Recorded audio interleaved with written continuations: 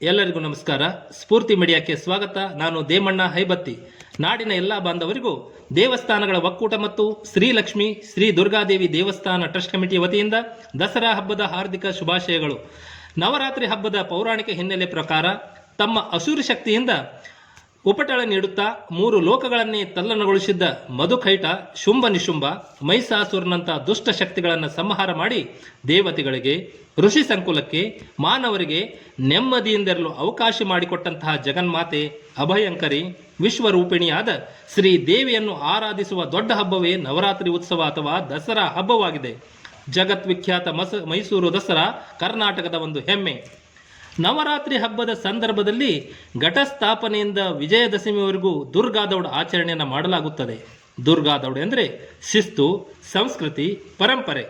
ದುರ್ಗಾದೌಡ್ ಎಂದರೆ ಬರೀ ಓಟವಲ್ಲ, ಧರ್ಮ ರಕ್ಷಣೆ, ರಾಷ್ಟ್ರ ಪ್ರೇಮ, ಧರ್ಮ ಬಾಂಧವರನ್ನ ಒಂದೇ ಕುಟುಂಬದವರಂತೆ ಕಾಣುವುದು, ದೈವ ಭಕ್ತಿಯನ್ನ ರಾಷ್ಟ್ರಭಕ್ತಿಯೊಡನೆ ಜೋಡಿಸಿ ಅಖಂಡ ಭಾರತವನ್ನು ಒಗ್ಗೂಡಿಸಿ ಹಿಂದೂ ರಾಷ್ಟ್ರದ ಗತವೈಭವವನ್ನು ಮತ್ತೆ ನಮ್ಮ ಕಣ್ಣೆದುರಲ್ಲಿ ನೋಡಲು ಜಗತ್ತಿನ ರಕ್ಷಕಿಯಾದ ಜಗನ್ಮಾತೆಯನ್ನು ಆರಾಧಿಸುವ ಒಂದು ಮಾರ್ಗವಾಗಿದೆ.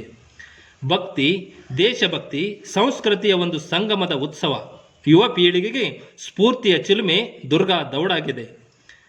ಯುವಕರಲ್ಲಿ ಒಗ್ಗಟ್ಟು, ಶಿಸ್ತು, ಧರ್ಮ ಪಾಲನೆ, ದೇಶಾಭಿಮಾನದ ಜೊತೆಗೆ ಧರ್ಮಾಭಿಮಾನ ಬೆಳೆಸುವುದು, ನಮ್ಮ ಧರ್ಮದ ರಕ್ಷಣೆಗಾಗಿ ಜನಿಸಿ ಅಜರಾಮರರಾದಂಥ ವೀರಮಾತೆ ಜೀಜಾಬಾಯಿ, ಛತ್ರಪತಿ ಶಿವಾಜಿ ಮಹಾರಾಜರು, ಧರ್ಮರಕ್ಷಕ ಸಂಭಾಜಿ ಮಹಾರಾಜರು, ಮಹಾರಾಣಾ ಪ್ರತಾಪ್, ಕಿತ್ತೂರು ಚೆನ್ನಮ್ಮ, ಸಂಗೊಳ್ಳಿ ರಾಯಣ್ಣರಂಥ ಮಹಾನ್ ವ್ಯಕ್ತಿಗಳ ಆದರ್ಶ, ಸಂಘಟನಾ ಶಕ್ತಿ, ಚತುರತೆ, ಧರ್ಮ ಮತ್ತು ರಾಷ್ಟ್ರ ರಕ್ಷಣೆಗಾಗಿ ಅವರ ತ್ಯಾಗವನ್ನು ಮುಂದಿನ ಯುವ ಪೀಳಿಗೆಗೆ ಇತಿಹಾಸವನ್ನು ತಿಳಿಸುವ ಜಾಗೃತಿಯ ಕಾರ್ಯಕ್ರಮವೇ ದುರ್ಗಾದೌಡಾಗಿದೆ.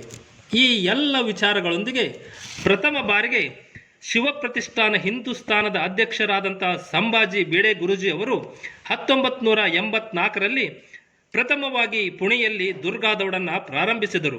ಅದು ಬೆಳೆಯುತ್ತಾ ಪುಣೆಯ ಸುತ್ತಲಿನ ಸಾವಿರಾರು ಹಳ್ಳಿಗಳಲ್ಲಿ ಬೆಳೆಯಿತು. ನಂತರದ ದಿನಗಳಲ್ಲಿ ಮಹಾರಾಷ್ಟ್ರ, ಮಧ್ಯಪ್ರದೇಶ, ಕರ್ನಾಟಕದಂತಹ ಕೆಲ ರಾಜ್ಯಗಳಲ್ಲಿ ಆಚರಣೆಯನ್ನು ಮಾಡಲಾಗುತ್ತಿದೆ. ನವರಾತ್ರಿಯಲ್ಲಿ ಶ್ರೀ ದೇವಿಯ ನವಶಕ್ತಿಯ ವೈಭವ ತಿಳಿಯುವುದರ ಜೊತೆಗೆ 9 ದಿನಗಳಲ್ಲಿ ಒಂದೊಂದು ದಿನ ಒಂದೊಂದು ದೇವಿಯ ಆರಾಧನೆಯನ್ನು ಮಾಡುತ್ತಾ ನವಶಕ್ತಿಯ ಮಹಿಮೆಯನ್ನು ಅರಿತು ಆರಾಧಿಸಿ ಸರ್ವ ದೇವತೆಗಳ ಅವತಾರವೇ ಆದ ಶಂಕರಿ, ಶಾರ್ವರಿ, ಜಗತ್ರಕ್ಷಕಿ, ದುಷ್ಟರ ನಿರ್ದಾಲಕಿ, ಶಿಷ್ಟರ ಪಾಲಕಿ ಜಗನ್ಮಾತೆ ಶ್ರೀ ದೇವಿಯನ್ನು ಸಾಕ್ಷಾತ್ಕರಿಸಿಕೊಳ್ಳಲು ದುರ್ಗಾದೌಡೊಂದು ಸದಾವಕಾಶವಾಗಿದೆ. ಕರ್ನಾಟಕದ ಕಾಶ್ಮೀರ, ಉತ್ತರ ಕನ್ನಡ ಜಿಲ್ಲೆಯ ಹಳಿಯಾಳ ತಾಲೂಕು ಮತ್ತು ಹಳಿಯಾಳ ತಾಲೂಕಿನ ಅನೇಕ ಹಳ್ಳಿಗಳಲ್ಲಿ ದುರ್ಗಾದೌಡ ಉತ್ಸವ ಆಚರಿಸುತ್ತಿರುವುದು ಒಂದು ಹೆಮ್ಮೆಯ ಸಂಗತಿಯಾಗಿದೆ. ನಮ್ಮ ತೇರ್ಗಾಂವ್ ಗ್ರಾಮದಲ್ಲಿಯೂ ಸನಾತನ ಸಂಸ್ಥೆಯ ಮುಖ್ಯಸ್ಥರಾದಂಥ VS ಮಾಳ್ಶೇಖರ್ ಸರ್ ಉಪಸ್ಥಿತಿಯಲ್ಲಿ ಅನೇಕ ತಾಯಂದಿರು, ಹಿರಿಯರು, ಯುವಕರು, ಸಹೋದರ ಸಹೋದರಿಯರು, ಮುದ್ದು ಮಕ್ಕಳು ಯಾವುದೇ ಜಾತಿ ಭೇದವಿಲ್ಲದೆ ಏಕತೆಯಿಂದ ದುರ್ಗಾ ದೌಡ್ ಆಚರಣೆ ಮಾಡುತ್ತಿರುವುದು ಒಂದು ವಿಶೇಷವಾಗಿದೆ. ಬೆಳಗಿನ 6 ಗಂಟೆಯಿಂದ ಪ್ರತಿಯೊಂದು ದಿನ ಒಂದೊಂದು ದೇವಸ್ಥಾನದಲ್ಲಿ ಆರತಿಯನ್ನು ಮಾಡಿ ಭಗವಾ ಧ್ವಜದೊಂದಿಗೆ ದೌಡ್ ಪ್ರಾರಂಭವಾಗುವುದು. ಒಂದೊಂದು ದಿನ ಒಂದೊಂದು ಬೀದಿಗಳಲ್ಲಿ ಸಂಚರಿಸಿ ನಿಗದಿಪಡಿಸಿದ ದೇವಸ್ಥಾನದಲ್ಲಿ ಮಂಗಳಾರತಿ ಆದ ನಂತರ 9 ದಿನ 9 ದೇವತೆಗಳ ಅವತಾರ, ಅದರ ಮಹತ್ವ ತಿಳಿಸುವುದು, ಮಕ್ಕಳಿಗೆ ಧರ್ಮ ಶಿಕ್ಷಣ, ಬಾಲ ಸಂಸ್ಕಾರ, ಶಿಸ್ತು, ಯುವಕರ ಜವಾಬ್ದಾರಿ ತಿಳಿಸುವುದು ಮತ್ತು ನಮ್ಮ ಆಚರಣೆ ಬಗ್ಗೆ ವಿವರವಾಗಿ ಮಾಳ್ಶೇಖರ್ ಸರ್ ಅವರು ವಿವರಣೆಯನ್ನು ನೀಡುತ್ತಿರುವುದು ತೇರ್ಗಾಂವ್ ದುರ್ಗಾದೌಡಿನ ಒಂದು ವಿಶೇಷತೆಯಾಗಿದೆ.